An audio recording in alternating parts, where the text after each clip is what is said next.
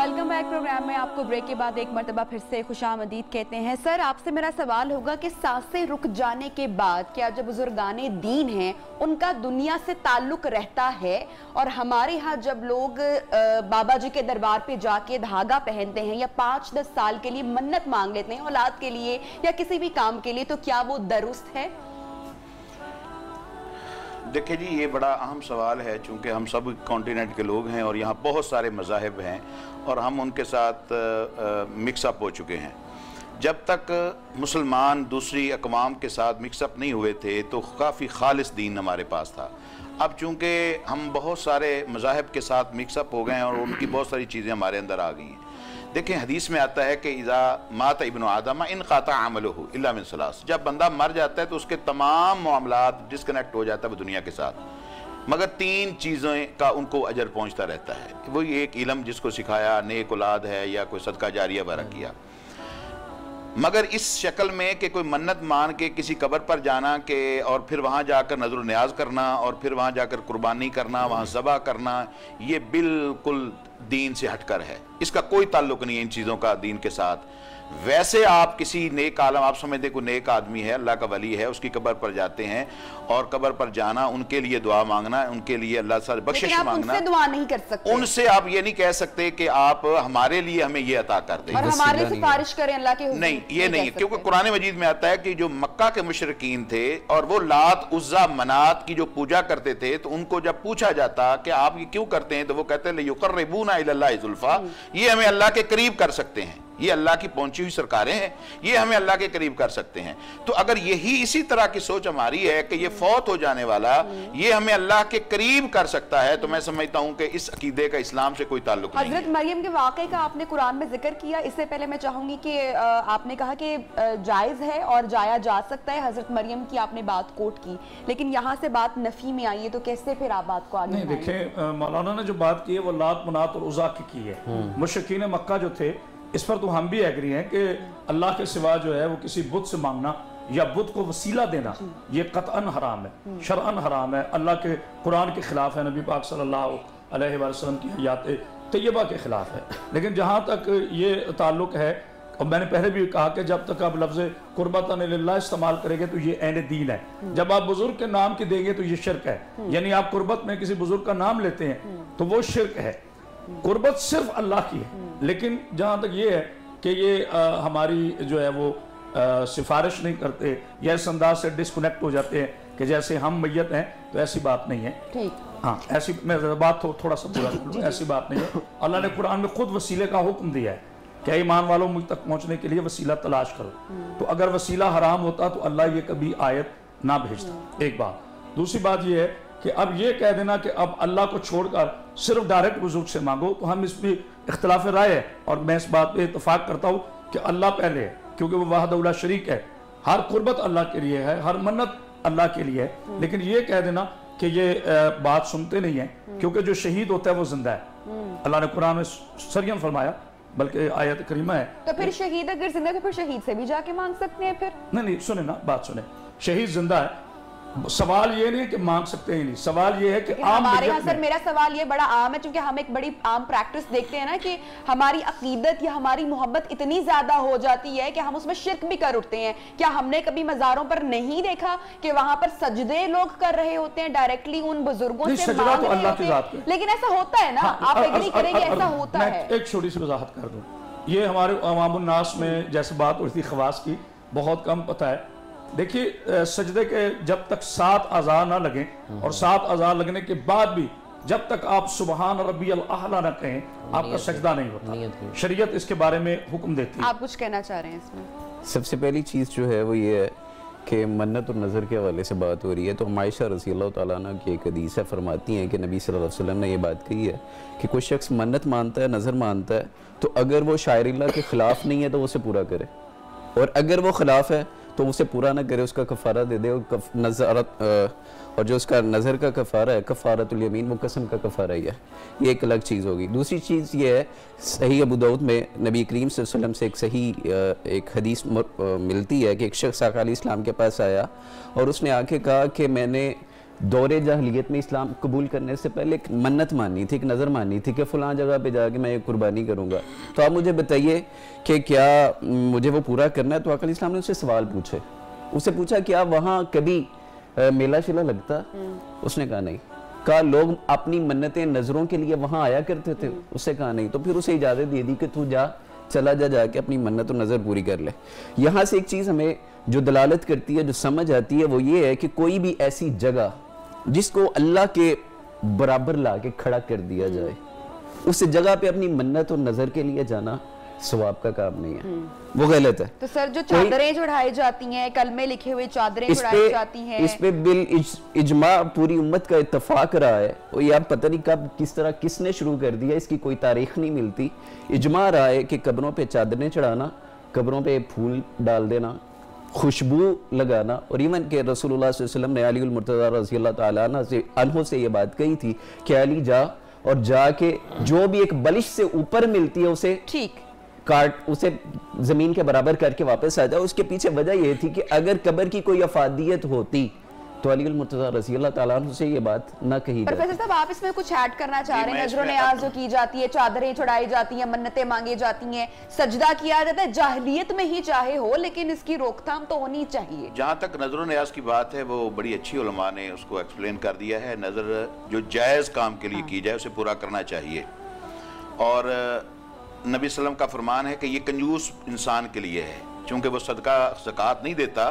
تو ایسا بندہ جب اپنے آپ پر لازم کر لیتا ہے کہ اگر یہ میرا جائز کام ہو گیا تو میں یہ صدقہ کروں گا یا یہ جانور ذبح کروں گا, تو وہ فرمایا کہ یہ کنجوس کے لیے صدقہ ہے, وہ بالکل اسے کرنا چاہیے. ہاں یہ تو ٹھیک ہے. اب اس جگہ پر جا کر کرنا, یہ بڑی اچھی دلیل دی. وہ یہ بوانہ مقام کا ذکر ہے کہ نبی صلی اللہ علیہ وسلم نے اس کو پوچھا وہاں کوئی میلہ ٹھیلا, کوئی بدعت, کوئی شرک, کوئی صاحب کا بت. انہوں نے کہا یا رسول اللہ ایسا کچھ نہیں, ایک تاریخی مقام ہے. فرمایا جا اوفے بنظری کا, جا کر اپنے نظر کو پورا کرو. اب رہ گیا قبروں کے اوپر چادریں یا یہ ساری چیزیں. دیکھیں قبروں کا احترام ضروری ہے, قبر کا احترام ضروری ہے. وہاں سے گزریں. حدیث میں آتا ہے کہ السلام علیکم اہل الدیار من المؤمنین والمسلمین وإنا انشاءاللہ بکم لاحقون. یہ احترام ضروری. مگر اس احترام میں مقبرہ بھی بنایا جا سکتا ہے. ہاں وہی میں کر جی, اس کے لیے رسول اللہ صلی اللہ علیہ وسلم کا بڑا واضح آپ صلی اللہ علیہ وسلم کا فرمان ہے. آپ نے فرمایا کہ اللہم لا تجعل قبری عیدا, اے اللہ میری قبر کو میلے ٹھیلے کی جگہ نہ بنانا. اب جب پیغمبر اس بات سے پناہ مانگ رہا ہے کہ یا اللہ میری قبر پر ایسا عمل نہ ہو, تو غیر پیغمبر کے لیے وہ عمل کیسے جائز ہو گیا؟ پھر ایک اور روایت مسلم شریف کی ہے, رسول اللہ صلی اللہ علیہ وسلم فرمایا نہا رسول اللہ صلی اللہ علیہ وسلم ان یتجسس القبر ویقعد علیہ ویبنى علیہ. نبی صلی اللہ علیہ وسلم نے قبروں کو پختہ کرنا, قبروں کے اوپر مجاور بن کے بیٹھ جانا, اور قبروں کے اوپر تعمیر کرنا, بلڈنگیں بنانا, پتھر لگانا, یہ آپ صلی اللہ علیہ وسلم نے صاف دو ٹوک مسلم شریف کی روایت ہے اور آپ نے منع کیا ہے.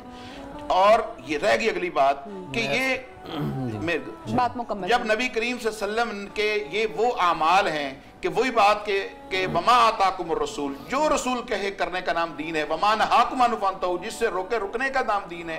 تو پھر ہم اپنی مرضی سے اگر کسی احترام کے نام پر وہ عمل کریں گے تو وہ غلو ہوگا, اور غلو میں آتا ہے کہ فرمایا پہلی قوم غلو کی وجہ سے برباد ہو گئی. لہذا نبی صلی اللہ علیہ وسلم سے یہ عمل ثابت نہیں ہے, نہ صحابہ سے نہ تبع تابعین. بسم اللہ الرحمن الرحیم. میں عرض کرتا ہوں, میرے محترم نے بڑی اچھی بات کی. آپ کے سوال کا جواب اس حدیث میں ہی موجود ہے. میرا ایک خود خانقاہ سے ایک تعلق ہے. سجدے کی جہاں تک بات ہے, ہم خانقاہوں پہ جاتے بھی ہیں اور مزارات اولیاء سے ہمارا ایک درینہ تعلق ہے. سجدہ تعظیمی ہو یا سجدہ عبادت, ہمارے ہاں دونوں ہی حرام ہیں, پہلی بات. دوسری بات, لا علمی کی وجہ سے اکثر لوگ اس حالت میں جھک جاتے ہیں کہ وہ سجدے کی شبیہ نظر آتی ہے, سجدہ ہوتا نہیں. میں نے بذات خود بہت سے لوگوں کا انٹرویو خود کیا, اور میں جہاں بھی جاتا ہوں میں خود بڑے غصے سے اٹھا دیتا ہوں, یار یہ کیا کر رہے ہو, سجدہ جائز نہیں ہے. سجدے کا تعلق عبادت سے, اور عبادت اللہ کے لیے ہوتی ہے. اللہ نے تجھے ماؤں کے پیٹ سے آزاد پیدا کیا. جی, تم کیوں سجدہ کر رہے ہو اس صاحب مزار؟ چادریں جو چڑھائی جاتی ہیں وہ, تو وہ سجدے کا جس سے بھی میں نے پوچھا وہ کہہ رہا واللہ ہم نے سجدہ نہیں کیا. ان کے ادب میں جھک گئے ہیں, ان کا ایک انداز ہے. کلیئرٹی ہے ہی ہمیں کہ سجدہ تو جائز, میرے خیال سے یہ تو کوئی جاہل شخص بھی جانتا ہوگا, لیکن پھر بھی وہ پریکٹس کی جاتی ہے. لیکن چادریں جو ہیں پریکٹس نہیں کی جاتی. میں عرض کرتا ہوں منع بھی کیا جاتا ہے, فوراً کیا بھی جاتا ہے, اور ہر مزار پہ آپ دیکھیے گا ادھر لکھا بھی ہوتا ہے, اوقاف کی جانب سے بھی اب لکھا ہوتا ہے.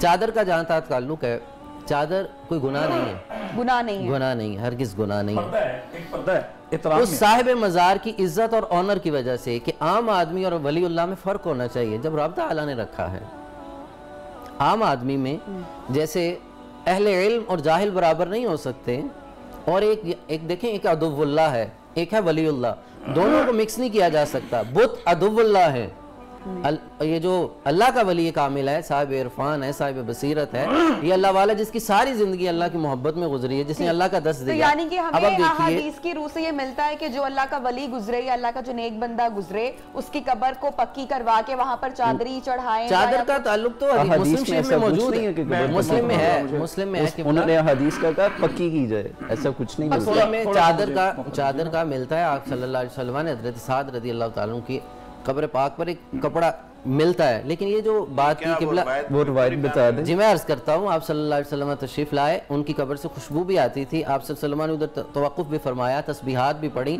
ये वो सारी चीज़ें हैं जो तसव्वुफ़ में आगे चली हैं, लेकिन आपने अपना समझने का अंदाज़ आप वो रिवायत पूरी कर दें, अगर रहनुमाई मिल जाएगी। समझे मैं छोटी सी उलमा कराम की मौजूदगी में, पहली बात तो ये है, अब बहस ये नहीं कि चादर चढ़ाने की थी, पहली बात ये है कि कुरान की रूह से विलायत का तस्वुर है कि नहीं, यानी हम जिसे वली कहते हैं, वली विलायत से है, क्या कुरान मजीद में जिक्र विलायत है या नहीं, क्या मनसब विलायत, जैसे रसूल अल्लाह सल्लल्लाहु अलैहि वसल्लम मेरे आका जो है वो सैयदुल अंबिया है, अब मेरे नबी के बाद क़यामत तक कोई नबी नहीं आएगा, इसमें कोई शक नहीं है। लेकिन ये देखना है कुरान में विलायत का जिक्र है कि नहीं, वली है कि नहीं।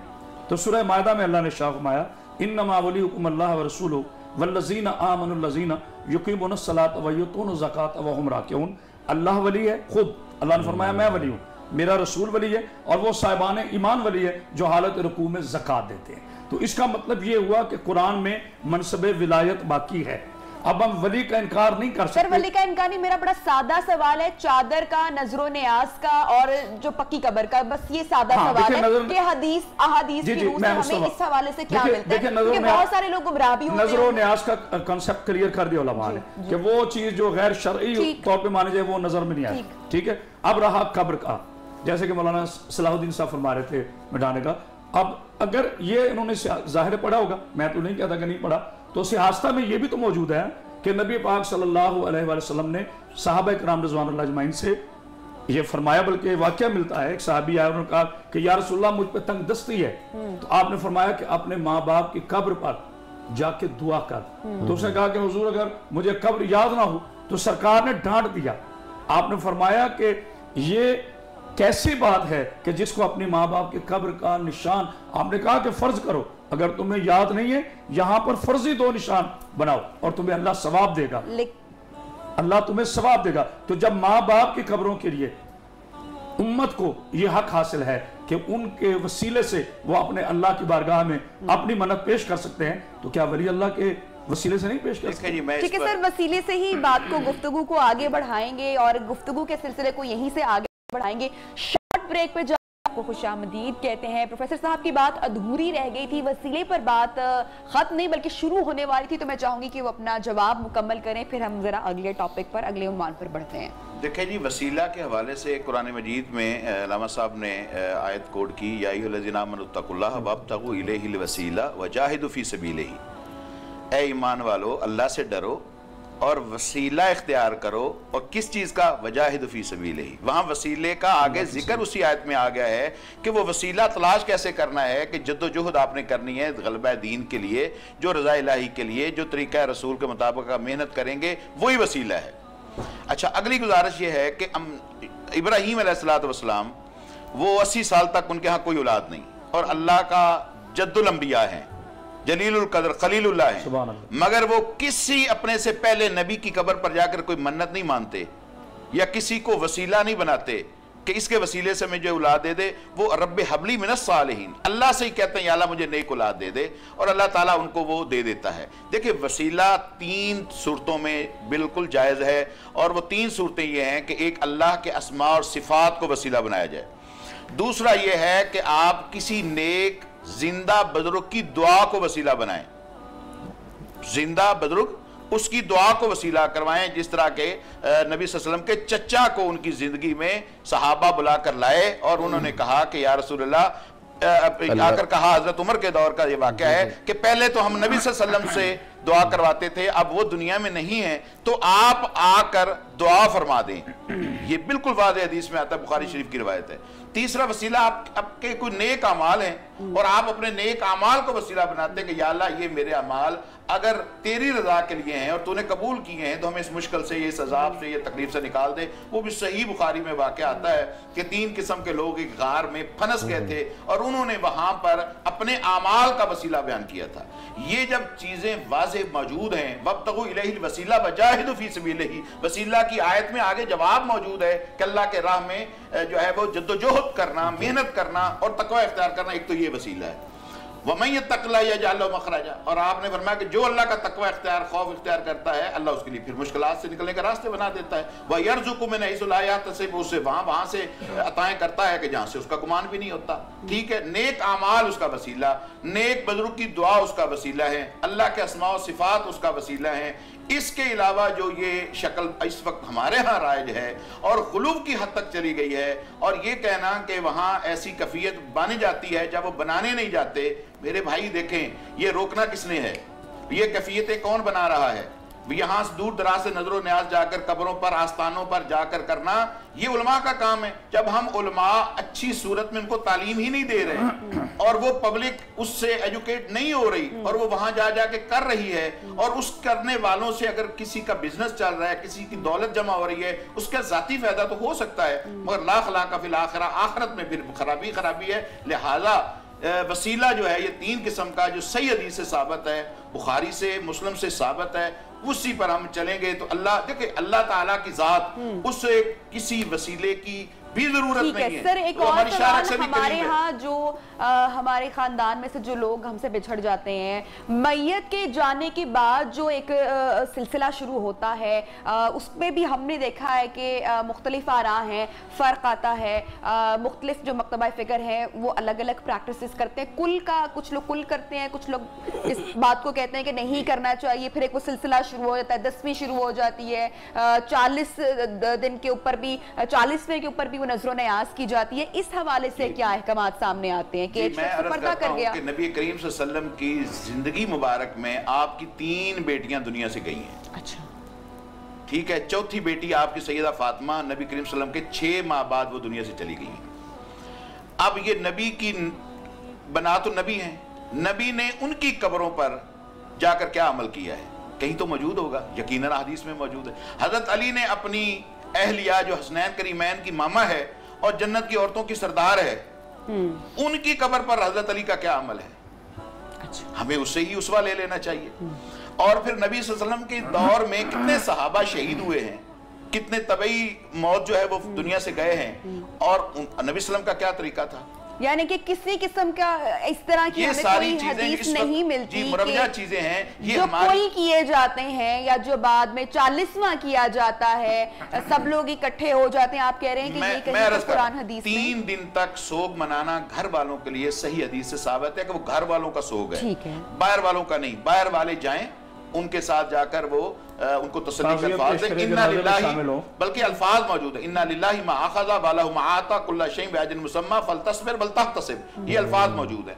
और फिर उनके हाथ से खाने का जो इस वक्त रवाज है, देगियों का पकना, खाने होटलों से आना नहीं, उनके लिए 3 दिन के लिए अड़ोस पड़ोस और रिश्तेदार वो लेकर आए, घर वालों को दें। लेकिन यहाँ पर तो ये होता है ना कि वो घर वाले देगे बन रही हो, ये रसूम है, ये रसूम है, ये कस्टम एंड यूसेज जिसको कहा जाता है, जिनका कोई इस्लाम से ताल्लुक नहीं। हम कल्चर को इस्लाम कह रहे हैं, कल्चर और चीज है, तहजीब इस्लाम और सर ये भी किया जाता है कि किसी मदरसे में जो है वो कहा जाता है कि जी वालिद साहब चले गए या वालिदा साहबा चली गई तो उनके लिए इतनी मर्तबा कुरान पढ़ा जाए, जबकि औलाद खुद से भी नहीं पढ़ी होती, तो क्या वो सवाब किसी और का पढ़ा हुआ पहुंचता है मैयत को?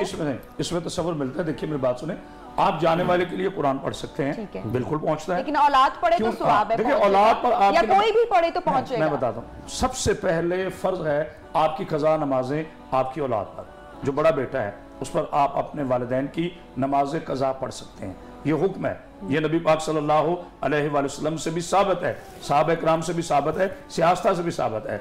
लेकिन अब सवाल ये है कि मदरसों में जाना और कुरान मजीद पढ़ने में कोई हर्ज नहीं है, कुरान तो शिफा है, जाने वाले के लिए बिल्कुल पहुंचता है कुरान, हमारा ये ईमान है। ठीक है, आप कुरान पढ़ा सकते हैं, जैसे जिस तरह प्रोफेसर साहब इशारा फरमा रहे थे कि कुछ चीजें ऐसी हैं जो रसूमात हैं। अब जिसके घर में मैयत पड़ा है वो आने वाले 5000 बंदे का खाना करे, ये किस शरीयत का हुक्म है? एक तो वो पहले से बेचारा उस बोझ में दबा हुआ है, ऊपर से आप उसको, यानी वो बातें जो आपका कल्चर है, हम कल्चर को इस्लाम ना कहें और इस्लाम को कल्चर ना कहें, ये हमें फर्क रखना पड़ेगा। जो नबी पाक सल्लल्लाहु अलैहि वसल्लम से, अहले बैत उज़ाम से, सहाबा इकराम से साबित है, वो दीन है। जो इनसे साबित नहीं है वो सिर्फ एक रस्म है, वो दीन नहीं है, क्योंकि नबी पाक सल्लल्लाहु अलैहि वसल्लम पर दीन मुकम्मल हो चुका। अल-यौम अकमलकुम दीन मुकम्मल हो चुका है नबी पाक सल्लल्लाहु अलैहि वसल्लम पर। अब उसके बाद कोई भी जो चीज है वो बिदअत तो हो सकती है, वो दीन का हिस्सा नहीं हो सकती।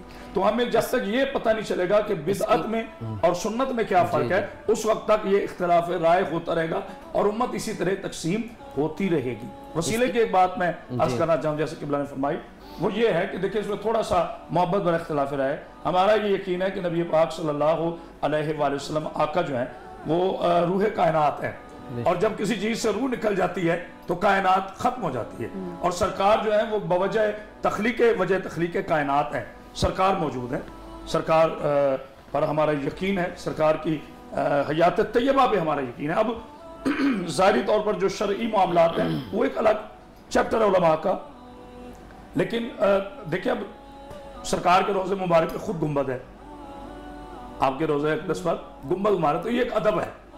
सरकार चूंकि कायनात से हर इंसान से अफजल है, सरकार खैरुल बशर है, सरकार बशरियत के लिए एक रूह है, इस पूरी कायनात की रूह है। हदीस पे आपको मिलता है यहाँ तक कि मेरे अल्लाह ने फरमाया अभी मैं आपको खल्क ना करता तो ये कायनात ही ना बनाता, यानी ये कायनात मेरे सरकार का सदका है, हमारा इस पर ईमान कामिल है। और ये इश्क की बातें हैं, बादस खुदा बुजुर्ग तो ही किस्सा मुख्तसर। लेकिन ये तो हमारी मोहब्बत और हमारी अकीदत बेशक है, और इसलिए वहां पर गुंबद है क्योंकि ये हमारी उनसे मोहब्बत है, क्योंकि वो सब इंसानों से अफजल हैं, ये हमारा मानना है। लेकिन जो उनके बाद लोग गुजरे हैं, क्या उनके लिए भी हमें इसी तरह की, मतलब कि उनके लिए भी हमें गुंबद बनाना चाहिए? मेरा ये सवाल है। इसमें एक दो चीज़ें ऐड कर देता हूँ। पहले खानकाह की तरफ सफ़र और इससे नजर नियाज लेके जाना, ज़ियारत करना, उसका तज़किरा हुआ था। वैसे हम उस चैप्टर से निकल आए थे, लेकिन एक चीज़ बहुत इंपॉर्टेंट है, बहुत इंपॉर्टेंट है जो मैं बताना चाह रहा हूँ, वो ये है कि रसूलुल्लाह सल्लल्लाहु अलैहि वसल्लम की एक हदीस मौजूद है कि 3 जगहों के अलावा अकीदत, एहतराम, सवाब की नीयत से किसी और तरफ जाना जायज़ ही नहीं है। और मैं पहली फ़लस्तीन में मस्जिद अक्सा है, बैतुल्लाह है और रसूलुल्लाह सल्लल्लाहु अलैहि वसल्लम की अपनी मस्जिद है। इन 3 जगहों के अलावा अकीदतन सवाब की नीयत से जाना रसूलुल्लाह सल्लल्लाहु अलैहि वसल्लम ने जायज़ बनाया नहीं। दूसरी बात, इन्होंने वसीले के हवाले से रसूलुल्लाह सल्लल्लाहु अलैहि वसल्लम की कब्र मुबारक का तज़किरा करते हुए गुंबद वगैरह की बात की है अल्लामा साहब ने। बात असल में ये है कि इब्न अब्बास रसूलुल्लाह सल्लल्लाहु अलैहि वसल्लम के चचाजाद भाई हैं, मुफस्सिर कुरान है, उनका अपना तर्ज़ अमल ये है कि रसूलुल्लाह सल्लल्लाहु अलैहि वसल्लम की एक हदीस में बयान कर देता हूँ, उसके बाद बताता हूँ वो क्या कहते हैं। आका अलैहि इस्लाम ने कहा मुझ पे दरूद पढ़ा करो। आज जुम्मा है और जुम्मे को बहुत ज़्यादा फजीलत है दरूद पाक पढ़ने की, तो मैं ये गुजारिश करूंगा कि ज़्यादा से ज़्यादा दरूद पाक पढ़ा करें। तो रसूलुल्लाह सल्लल्लाहु अलैहि वसल्लम ने फरमाया मेरे ऊपर दरूद पाक पढ़ा करो, चाहे यहाँ पे पढ़ रहे हो या उंदलस में पढ़ रहे हो, कोई फ़र्क नहीं पड़ेगा, मुझे मेरी इस काम के लिए वहाँ से चल के यहाँ आना ये ज़रूरी नहीं है। तुम जहां से भी दरूद मुझ पे भेजोगे वो अल्लाह तबारक व तआला ने एक मैकेनिज्म, एक सिस्टम ऐसा बनाया हुआ है कि वो मुझ तक पहुंच जाएगा। एक चीज ये है। दूसरी चीज ये है कि अब्दुल्लाह बिन अब्बास रज़ियल्लाहु तआला अन्हु का ये है कि जब भी सफर से वापस आते, मदीना शरीफ में आते और आके नबी सल्लल्लाहु अलैहि वसल्लम पर दरूद पढ़ते, अस्सलामु अलैकुम या अबा बकर कहते और अस्सलामु अलैकुम या अबा, अपने अब्दुल्ला बिन उमर अपने अब्बा जान को आके सलाम करते और उसके अलावा वहां से चल देते। किस जगह अब्दुल्ला बिन इब्न उमर रज़ियल्लाहु तआला अन्हु की बात, किस जगह खड़े होके, ये थोड़ा कंफ्यूजन, सलाम किस जगह पढ़ते? डेफिनेटली बात ये है कि कब्र के पास आके, कहां? एक मिनट कब्र शरीफ पे, एक मिनट रुक जाइए, ये थोड़ी सी मैं एलैबोरेट कर रहा हूं सर। अब अगली चीज ये, अब्दुल्ला बिन अब्बास रज़ियल्लाहु तआला अन्हु के सामने कोई खड़ा होके दुआ कर रहा होता तो उसे रोक देता। अब उसे कहते यहाँ इस काम के लिए नहीं, दुरूद पढ़, जो आका अलैहि इस्लाम का फरमान वाज़े मौजूद है, हदीस में मौजूद है कि अगर यहाँ आओ तो दुरूद पढ़ो और चले जाओ। और अब्दुल्ला इब्न उमर जो सलाम पेश किया करते थे उसके पीछे ज़ियारतुल कबूर के हवाले से जो हदीस हमें شریعت سے ملتی ہیں, جو نبی کریم صلی اللہ علیہ وسلم کا اسوہ کامل موجود ہے کہ قبروں کی زیارت کیا کرو, وہاں جا کے سلام کیا کرو, سلام کہا کرو, ان کے لیے دعائیں مغفرت کیا کرو. قرآن کریم میں بریک پہ جا رہے ہیں, جب واپس آئیں گے پروگرام اپنے اختتام کو بھی پہنچے گا, آخری بریک ہوگی. آپ کو خوش آمدید کہتے ہیں, پروگرام کے آخری حصے میں موجود ہے. میرا سوال ہوگا پروفیسر صاحب سے کہ کہا گیا یہاں سے کہ جب ماں باپ دنیا سے رخصت ہو جاتے ہیں, پردہ کر جاتے ہیں, چلے جاتے ہیں, ہم سے بچھڑ جاتے ہیں, تو اولاد پر واجب ہو جاتا ہے کہ وہ ان کی جو قضا نمازیں ہیں وہ اولاد پڑھے, اور اگر وہ ایسا نہیں کرے گی تو کیا وہ بھی جواب دہ ہوگی یا اس کو گناہ ملے گا؟ دیکھیں جی, یہ جو قضا نمازوں کا مسئلہ ہے, حدیث وہی ہے جو نبی صلی اللہ علیہ وسلم سے ثابت ہو. جو نبی کریم صلی اللہ علیہ وسلم سے سندن چیز ثابت نہیں ہے اس پر کوئی اعتبار نہیں ہے. ہاں, قرضہ جو ہے وہ دینا ثابت ہے, روزے رہ گئے ہیں تو وہ ثابت ہے.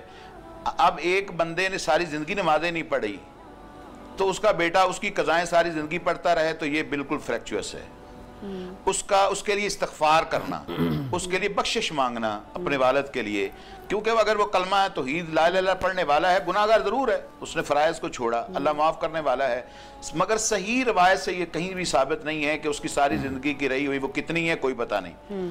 اس کو اپنے بیٹے کا اپنا جو نیک عمل جو بھی کرے گا اس کا اجر اس کو بھی جائے گا, اور ان کے اصال ثواب کے لیے بھی اگر یہ کوئی عمل کرے گا تو وہ بھی یقیناً جائے گا. اس لیے اس طرح کی نمازیں جو ہے وہ ساری زندگی دہراتے رہنا, بجائے اس کے زندگی میں بھی ایک بندہ 60 سال تک نماز نہیں پڑھتا اور اگلے سال اس سے اللہ کی فکر لائق ہوتی ہے آخرت کی تو وہ نمازیں شروع کر دے, تو اس کو پچھلی پڑھنے کی ضرورت نہیں ہے. اس نے توبہ کر لی, اللہ معاف کر دے گا, پچھلی اللہ معاف کر دے گا, آگے جس دن سے اس نے توبہ کی آگے کام شروع ہو جائے گا. تو یہ میرے خیال میں زیادہ سہل اور آسان ہے. جی میں بڑی خوبصورت بات اس میں ایک بڑی چیز ہے, بڑی اچھی بات کی. جیسے حدیث پاک مولانا نے بیان کی کہ 3 چیزیں سلامت رہتی ہیں, عمل صالح, علم نافع, ولد صالح. حدیث پاک میں آتا ہے کہ جب انسان قیامت کے دن جب سب کا آڈٹ ہو رہا ہوگا, لوگ آئیں گے تو ایک شخص آئے گا, اس کے پاس بہت سی نیکیاں ہوں گی, وہ عرض کرے گا یا اللہ یہ تو میں نے دنیا میں کی نہیں, یہ میری قسمت میں کیسے آئیں؟ ہمارے تیری اولاد نے تیری طرف سے کی تھی. اور جو پہلا کویسچن تھا وہ بھی اس کو ساتھ ملا لیا جائے کہ دیکھیں کل شریف ہو, ختم شریف ہو, چیلم ہو, اس کو ہم نے, یہ ایک مستحب عمل تھا اور ہم نے اس کو فرائض سے بھی زیادہ اہمیت دے دی ہے. اور پھر دیکھیں ہمارے کلچر کا پھر اس پہ نقصان کیا ہوا. وہ کیا ہوا, لوگ اس کلچر کے نیچے دبے چلے جا رہے ہیں. اس کی حوصلہ شکنی طریقہ کار پہ کرنی چاہیے, لیکن اس کی اصل کیا ہے؟ اصل یہ تھی کہ وہ دعا ربنا اغفر لی ولوالدی وللمؤمنین یوم یقوم الحساب. یہ دعا کے لیے لوگ آتے ہیں, کوئی شخص فوت ہوتا ہے, ہمارا کلچر بھی ہے اور شریعت کا بھی حکم ہے اب جائیں جا کے, وہ دعائیں مغفرت ہے. دعائیں مغفرت کے لیے اتنا بڑا ارینج کرنا کہ آپ دیگیں بھی بنا رہے ہیں اور لوگوں کو بائی فورس بلا بھی رہے ہیں. اگر کوئی کل پہ نہیں جاتا آپ ناراض ہو جاتے ہیں, جیسے ہم نے شادی بیاہ کے کوئی رسم و رواج بنا لیے ہیں, یہاں فوتگی کے بھی رسم و رواج بن چکے ہیں. ایسی بات نہیں ہے, میں نے پہلے عرض کیا یہ فرض واجب نہیں ہے, لیکن اگر کوئی شخص کرتا ہے, اس کی حیثیت ہے, افورڈ کر سکتا ہے, وہ اپنے والدین کے نام پہ لنگر چلا سکتا ہے, وہ خیرات کر سکتا ہے, وہ لوگوں بھوکوں کو کھانا کھلا سکتا ہے, تو وہ اس میں مذائقہ بھی نہیں ہے, یہ اس کا ثواب بھی ہوگا, اس کو بھی اور اس کے پیرنٹس کو بھی ہوگا. اور دوسرا, قرآن مجید اگر وہ پڑھتا ہے پہلے خود ہی پڑھنا چاہیے, خود ہی پڑھنا چاہیے. اگر وہ کہیں دوستوں کو جمع کر کے بھی قرآن مجید پڑھتا ہے, جو دوست آئے ہیں ان کو بھی ثواب ہوگا قرآن پڑھنے کا, اور جس کے لیے دعائیں مغفرت کی جا رہی ہے اسے بھی ثواب ہوگا. بالخصوص اولاد کو چاہیے کہ ماں باپ کے مرنے کے بعد, یہ میں بڑی التجا کر رہا ہوں, بالخصوص اپنے نوجوان دوستوں سے التجا کرتا ہوں, ماں باپ زندہ ہوں یا دنیا سے چلے جائیں, یہ خیال رکھنا چاہیے کہ ہمارے نیکیوں اور گناہوں کا سبب اور نیکیوں اور گناہوں کے لیے خوش اور شرمندہ ہونا ماں باپ کو بھی ہوگا. اولاد ماں باپ کے لیے حج کر سکتی ہے؟ بالکل کر سکتی ہے. اس کے لیے حج بدل بھی ہو سکتا ہے, ان کے لیے عمرہ بھی ہو سکتا ہے, ان کے لیے صدقہ و خیرات بھی ہو سکتا ہے, ان کے لیے قرآن مجید کی تلاوت پڑھ کے ان کو اصال ثواب بھی کیا جا سکتا ہے, ان کے نام پہ کوئی ویلفیئر, کوئی چیریٹی کا کام بھی کیا جا سکتا ہے. اس کا ثواب ان کو ضرور ہوگا قبر میں بھی. لیکن نماز کی تلقین ضروری ہے, جو ضروری نہیں کہ ماں باپ چلے جائیں تو پھر ہی نماز پڑھنی چاہیے, نماز تو ویسے بھی ہم سب کو پڑھنی چاہیے. فیس بک پر ہم اس وقت لائیو ہیں اور بہت سارے لوگ دیکھ رہے ہیں, پیچھے بہت ساری کالز بھی موصول ہو رہی ہیں.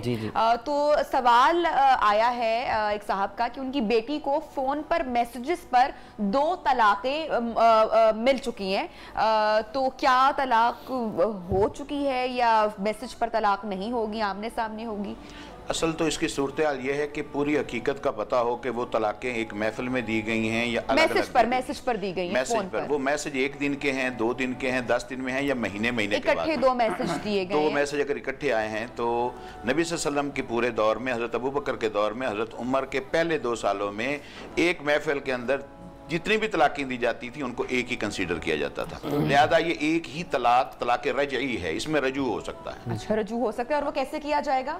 بس میاں بیوی صلح کر لیں آپس میں، بس بات ختم ہوگی، مگر ایک کنسیڈر ہو گئی ہے۔ اس کے لیے کھانا وغیرہ یا کچھ اس طریقے سے اس کی کوئی ضرورت نہیں ہے، وہ میاں بیوی آپس میں اتفاق ہو گیا کہ جو پہلے ہو گیا آپ چھوڑیں، ہم گھر کو اچھے طریقے سے چلائیں گے۔ قرآن میں آتا ہے الطلاق مرتان فامساک بمعروف او تسریح باحسان، طلاقیں اصل میں 2 مرتبہ ہوتی ہیں، مرتان مرتن سے ہے، یعنی ایک مرتبہ، الگ الگ وقت میں، الگ الگ اوقات میں، اور الگ الگ جو ہے اس کو آپ کہہ لیں کہ ماہواری کے حساب سے، ٹھیک ہے۔ طہر جب عورت کا ہو اور اس طہر کے اندر 1 دفعہ دی جائے، پھر اگلے طہر میں 1 دفعہ دی جائے، تو یہ 2 مرتبہ ہو گئی۔ اب ایک ہی طہر میں اگر 1,00,000 مرتبہ بھی کوئی غصے میں کہیں جا رہا ہے، ناراض جو بھی ہے، ظاہر طلاق غصے میں ہی ہوتی، تو وہ ایک ہی کنسیڈر، یہ جو ایک ہے یہ طلاق رجعی ہے، یہ دوبارہ آپس میں رجوع کر لیں گے، اس میں پر کوئی کفارہ نہیں ہے کہ وہ کسی کو کھلائیں پلائیں یا یہ مولانا صاحب بڑی اہم بات، اور یہ اس وقت اس معاشرے کا سب سے میں سمجھتا ہوں نازک مرحلہ اور نازک موڑ ہے۔ نبی پاک صلی اللہ علیہ وسلم کی پاک ہے کہ جس نے نکاح کیا اس نے میری سنت کو زندہ کی، اور ظاہر طلاق تو ایک ایسا فعل ہے کہ جس پر زمین و آسمان کانپ جاتے ہیں۔ اس میں مختلف ائمہ کے اپنے اپنے فقہ کے مطابق ہے، لیکن طلاق رجعی جو ہے وہ رجوع کہتے ہیں۔ جیسے مولانا ایک ہوتی ہے طلاق بائن، طلاق بائن یہ ہے کہ جب متعلق ہو جائے، وہ ایسے نہیں ہوتا کہ ایک دفعہ اگر آپ 1,00,000 دفعہ بھی کہہ دیں تو ایسے نہیں ہوتا۔ جیسے نکاح میں شرعی گواہ ہوتے ہیں، اسی طرح طلاق میں بھی گواہ موجود ہوتے ہیں، ایسا نہیں ہے کہ بس کہہ دیا طلاق کو، نہیں، جیسے نکاح کہنے سے نکاح نہیں ہوتا، اس میں صیغے جاری ہوتے ہیں، اس میں باقاعدہ گواہ ہوتے ہیں، اس میں پھر شرائط ہیں آگے شریعت کی کہ دینے والا مجنون نہ ہو، پاگل نہ ہو، دینے والا جو ہے طلاق وہ کسی پریشر میں نہ دے۔ صحیح، یعنی کہ غصے میں دی گئی طلاق واقعہ ہو جائے، محبت کو طلاق دیتا ہے، جی واقعہ ہو جائے۔ 3 حدیث میں 3 چیزیں ایسی ہیں جو مذاق میں کہے، غصے میں کہے، کسی بھی سچویشن میں بندہ کہے، وہ واقع ہو جاتی ہے، نکاح و طلاق و رجوع، لیکن وہ اس وقت میں جب 3 طلاق کے مؤثر ہو جائیں۔ نہیں مگر قرآن مجید کی جو اور مختلف اوقات میں بہن نے اچھا سوال کیا کہ وہ غصہ جس سے انسان پاگل ہو جاتا ہو وہ کنسیڈر طلاق نہیں ہوگی، وہ حرام ہے نا، جس کے بعد میں غصہ ٹھنڈے ہونے پر فوراً ادراک بھی ہو جائے کہ یہ میرے سے غلطی اور وہ ہوگی، بعد میں اب کیا کیا بیان جائے؟ اس سے پوچھا جائے کہ تو نے پورے ہوش شعور سے دی ہے، بلکہ غصے میں تھا مگر تمہیں پتا تھا بھی طلاق دے رہا ہوں، اگر وہ یہ کہے کہ نہیں مجھے تب کوئی ہوش ہی نہیں تھی تو پھر وہ طلاق اس میں میں عرض کروں گا، جی یہ جو آیت پڑھی گئی الطلاق مرتان، قبلہ نے اپنا پوائنٹ دیا ہے، لیکن یہ ضروری ہے کہ یہاں وقت کا تعین قرآن کی آیت میں نہیں ہے۔ اگر کوئی شخص ایک وقت میں 2 دے گا تو اس کی 2 ہی ہوں گی، ٹھیک ہے، اور اس نے جیسے 2 دی ہیں، ہوش و حواس میں دی ہیں، اور غصے کا بھی تعلق یہ ہے کہ اگر شخص اتنا پاگل ہو گیا وہ اپنی بیوی کو کہہ رہا ہے تجھے طلاق، ساتھ بیٹھی کسی دوسری عورت کو نہیں کہہ رہا کہ تجھے طلاق، لہٰذا اس کا مطلب یہ ہے کہ اسے ہوش ہے کہ بیوی کو ہی طلاق دینی ہے، کسی اور کو نہیں دینی۔ آپ سمجھ رہے ہیں میری بات کو؟ اگر وہ چاہے کتنی پیک لیول پہ چلا جائے، 3-4 خواتین اس کی بیٹھی ہیں، کسی اور کو نہیں وہ کہہ رہا، وہ اپنی بیوی کو ہی کہہ رہا ہے کہ تجھے طلاق ہے، 1 ہے 2 ہے 3 ہے، جتنی بھی وہ کہہ رہا ہے، یہ 3 بار طلاق، یہ میرا پوائنٹ سمجھے ذرا لوجیکلی بات کی ہے نا، وہ انہوں نے بڑی خوبصورت دیکھیں مرتان، اسے پتہ ہی نہیں چلا۔ ٹھہرے ایک اب اس میں کہہ رہے ہیں کہ وہ غصہ جو آپ کی عقل پہ غالب آ جائے، جب عقل پہ غالب آ جائے چیز تو شریعت آپ کو حکم دیتی ہے آپ دیوانگی میں چلے گئے، جب آپ دیوانگی میں چلے گئے تو شریعت میں آپ کا حکم اچھا بیوی کے سوا کسی کو یہ شعور کیسے کر لیا اس نے؟ اور لاجیکل پوائنٹ یہ جب نکاح ہوتا ہے، جب نکاح کا وقت ہوتا ہے تو جو نکاح پڑھانے والا وہ کہتا ہے جی قبول ہے قبول ہے قبول، 3 مرتبہ کہا جاتا ہے، 3 لڑکیاں تو نہیں دیتے نا، 1 دیتے ہیں، اس وقت غصے میں نہیں ہوتا، دفعہ کہہ رہا ہے نہیں میری جان وہ غصے میں نہیں ہوتا، ہوش و حواس میں ہوتا ہے۔ سر بات وہی ہے، طلاق مرتان، ٹھیک ہے۔ اب دوسری چیز یہ ہے کہ اگر 2 سے زیادہ مرتبہ کہہ دے، 3 مرتبہ کہہ دیتا ہے طلاق طلاق طلاق، تو आइमा अहनाफ के नजदीक वो कबूल हो जाती है, तीनों हो जाती है, फिर उसके बाद हलाला वाला अलग से बैठक होना जरूरी है, क्योंकि आज का प्रोग्राम हमारा मगर एक बात इसमें एक चीज चूंकि इस्लामी नजराती काउंसिल में तमाम मसालिक ने जो बैठ के फैसला किया है कि एक महफिल में 3 तलाकें दी जाने वाली एक ही कंसीडर होगी, तमाम मसालिक ने, इंडिया ने भी ये फैसला किया था 1994 से लेके इसी मौजू पर भी मैंने कुरान की आयत आई होप सो कि आज आपको आपके बहुत सारे सवालात का जवाब भी मिला होगा। प्रोग्राम पसंद आया होगा तो फीडबैक भी जरूर दीजिएगा। जुम्मा मुबारक, दुआओं में याद रखिएगा, अपना बहुत सारा ख्याल रखिएगा, वीकेंड एंजॉय कीजिएगा।